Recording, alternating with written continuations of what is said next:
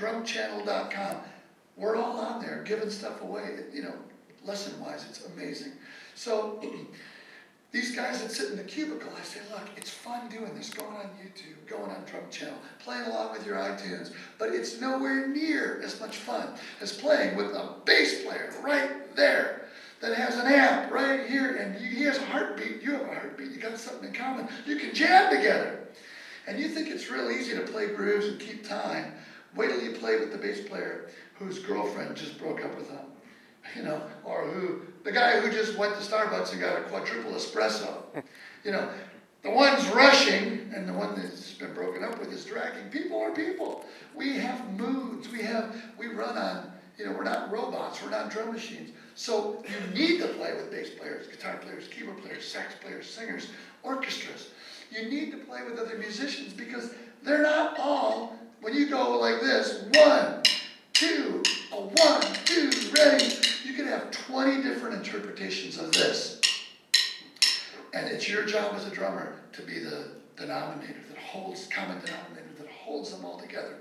So, but that is also as much of a responsibility as it is, it's the most fun. Playing with other musicians, making music. That's why we do this. But then, if you think that's fun, go out on the road and play for other people. Whether you play for 100 people at church, or where I go, Calvary, 3,000 people at church, or a club, or the Forum, 30,000 people, or I think the biggest crowd I ever played for was the Global Warming Summit. Hello, glad I did that. But we won't go into politics because it's not my jam. I'm going to talk about politics with my kids, because they're the only ones that listen to me. When you get a gig, don't talk politics or religion. My friend Tony Pia, he's a drummer, and we have this thing where you say, when we're on the road, just show up on time, play your butt off, and keep your mouth shut. Because nobody wants to argue about politics or religion. So just talk about music, talk about sports. Can you believe we lost Greinke? I mean, that'll get the conversation going for an hour. You don't have to get into all the other stuff. So play with other musicians. I think that Global Warming Summit was 80,000 people. 107,000 people on a David Lee Roth show years ago. Castle Donington in England. And you're hitting your bass drum and you're seeing this sea of black leather jackets and Marshall shirts, Wow, my bass drum. I feel like the choreographer. But if I speed up, hey, they speed up.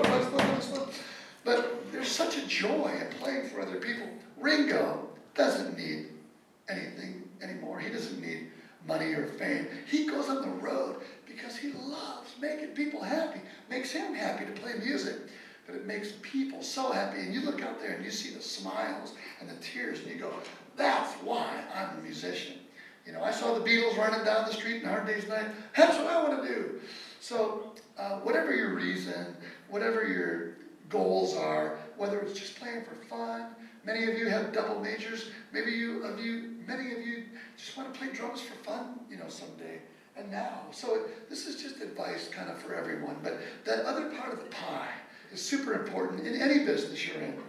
Show up on time, do your job. Don't backstab people in the music business especially. There's a lot of this, don't hire Jim, man, because, word on the street is Jim's time's not that good. I've had people call me, hello, how could you recommend Sam?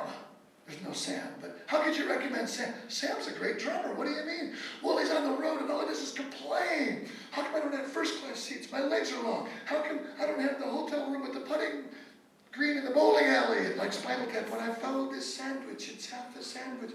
Don't be the complainer. Don't be somebody that backstabs or puts people down. Try, and I tell this to a lot of high school and middle school and elementary kids, try complimenting people. Really? It's not cool. It's cool. Everyone wants to, look at those shoes, oh, what a dork. You just really bump that person out. Try complimenting them. Try saying, hey, that's the coolest blue. I like blue and green together, Chip. I like that shirt. That's cool. Chip's going to go, right on. Yeah.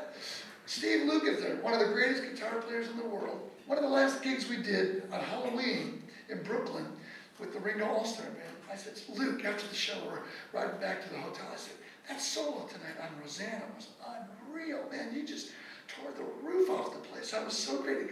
Really? Yeah, it was unreal. One little this direction and that direction, some New Orleans second line. Yeah? I'm serious. Oh, thanks, bro. Steve Lukather, you'd think he doesn't need compliments. He's been in Toto since he was 18. And Boss Skaggs before that. Every guitar player loves the guy. But when somebody in his band who's close to him, because you get pretty isolated from the crowds, especially with Ringo, we don't do it backstage. We go, zhip, do the sound check, zhip, to the hotel, zhip, to the plane. He's a Beatle. So when you hear that from your friends, try complimenting people. I bet you'll be more in demand as a drummer. People will want you in their band. And so what I'm going to do right now, the first clinic I ever did that was on a big scale was at the Percussive Art Society International Convention. Who's ever been to one of those? Who's a member of the Percussive Art Society? Okay, I want you to all take your finger. Hold your finger up like this, everybody. Ready? Point it at your nose just for a second and go. I'm not a member of the Percussive Art Society. You could be, for like $10 a year, you could be the member of this huge society of percussionists from all over the world. And they have a big convention every year. And they had one in LA a few years ago. Well, my first clinic, I was out of Maynard Ferguson's band, just got the gig with David Lee Roth's band. He had quit Van Halen. So Zildjian hires me to do a clinic like this. But it's at the Percussive Art Society International Convention. And my dad's there, and I said, yeah, this should be a fun clinic. And I went, and they opened the doors, because they have all these events, like the London Drum Show. 1,500 drummers walking, and I'm like, I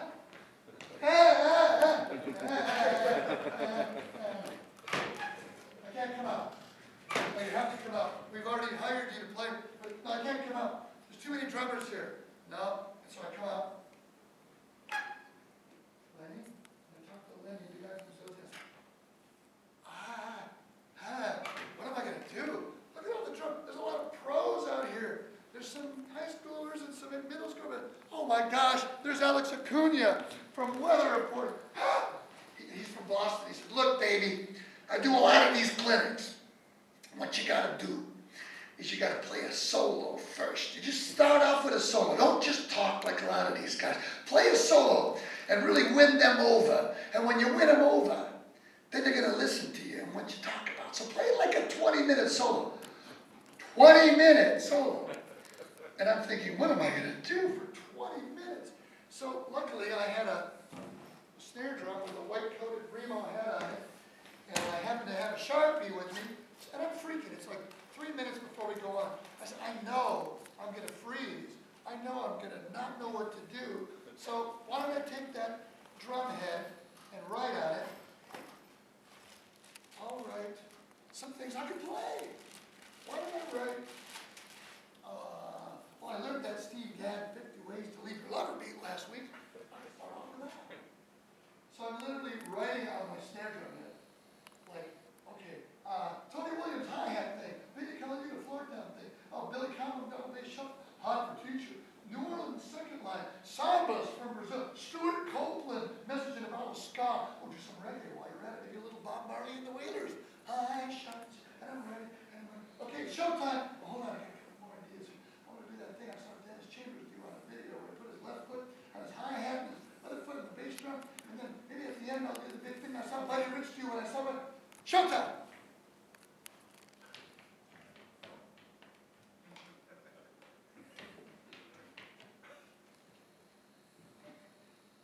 Thank the Lord I wrote that on my floor drum, because I'm looking around and I'm seeing drummers that I know. And you can play for 107,000 people that you don't know, and it's so much fun. It's just like, you play for 5 drummers you know, all of a sudden it's Jaco Pastorius, the great bass player from Weather Report, said once, fear is creativity's worst enemy. And this doesn't go just for drummers. This is for any instrumentalist. If you're improvising, which is an American art form, if you're improvising, fear will just shut down your ability to play well. I remember playing at the Baked Potato, and this guy named Harvey Mason walked in. And I was new in town, and I'd never met Harvey Mason. I'm thinking of all these albums he's played on. And I went from playing pretty good to having fun to go,